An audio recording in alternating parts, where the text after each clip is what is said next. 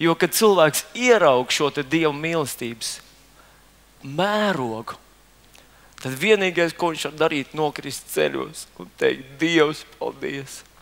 Dievs, paldies! Paldies! Paldies! Jēzus Kristus nav tikai labs skolotājs, nav tikai pravietis. Jēzus Kristus nav vienkārši vēsturiska persona, nav ārsts un nav vēl kaut kas labs cilvēks un līderis un stratēģis un vēl viss kaut kas.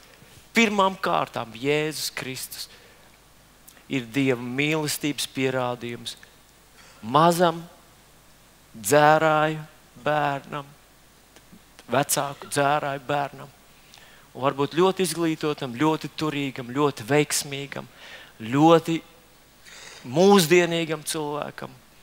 Jēzus Kristus ir Dieva mīlestības pierādījums tev. Bībelē ir tāds ultimatīvs pants, 2 panti, Jāņa evaņģēlijā 3. nodaļā 16. pantā, kur rakstīts, ka jo tik ļoti Dievs pasauli mīlēs, ka viņš devis savu vienpiedzimušo dēlu. Viņš tev un man deva savu vienpiedzimušo dēlu mīlestības dēļ, lai neviens, kas viņam, Jēzum, tic, nepazustu, bet dabūt mūžīgo dzīvību. Un nākošais pants skan, jo Dievs nav sūtījis savu dēlu, lai tas pasauli tiesātu.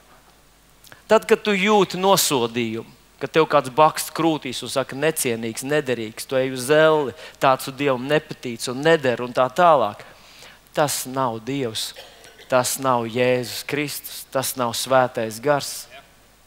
Vienīgais, ko Dievs šodien saka tev: es tevi mīlu, dēls. Dēliņ, es tevi mīlu. Tu mani meklē īstenībā. Kad tu meklē pēc kaut kā vēl vairāk. Zināt, ir modē šodien, varbūt jau drusku iet ārā no modes tā atklāsme, aizbraukt uz austrumiem, atrast sevi.